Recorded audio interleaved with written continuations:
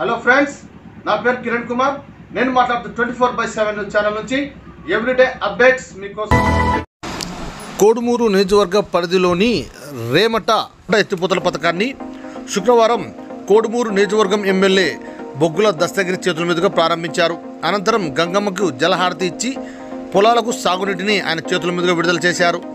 ఈ కార్యక్రమంలో రేమట సర్పంచ్ పెద్ద వెంకన్న, నాయకులు వెంకటేశ్వర్లు, రాఘవరెడ్డి, తిప్పన్న, హరి, ధనుంజయ మరియు టీడీపీ కార్యకర్తలు, నేతలు, అభిమానులు పాల్గొన్నారు.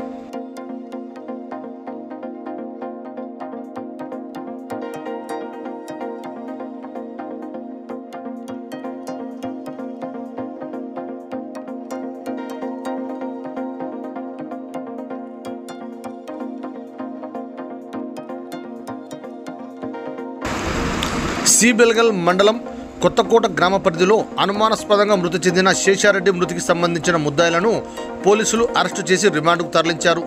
శుక్రవారం సిబెల్గల్ పోలీస్ స్టేషన్లో కోడుమూరు సిఐ మన్సూరుద్దీన్ మాట్లాడుతూ, జిల్లా ఎస్పీ ఆదేశాల మేరకు సిఐ ఆధ్వర్యంలో సిబెల్గల్ ఎస్ఐ తిమ్మారెడ్డి, గూడూరు ఎస్ఐ హనుమంతయ్య మరియు పోలీసు సిబ్బంది దర్యాప్తు చేపట్టి తెలంగాణకు చెందిన 3 ముద్దాయిలు చిన్న నాగిరెడ్డి, మహేష్, తిమ్మారెడ్డి, బోయ జనార్దన్లను అరెస్టు చేసి వారు వినియోగించిన వాహనాలను స్వాధీనం చేసుకుని వారిని రిమాండ్కు తరలించినట్లుగా తెలిపారు. మరొక ముద్దాయి కోసం గాలింపు చర్యలు చేపట్టారు.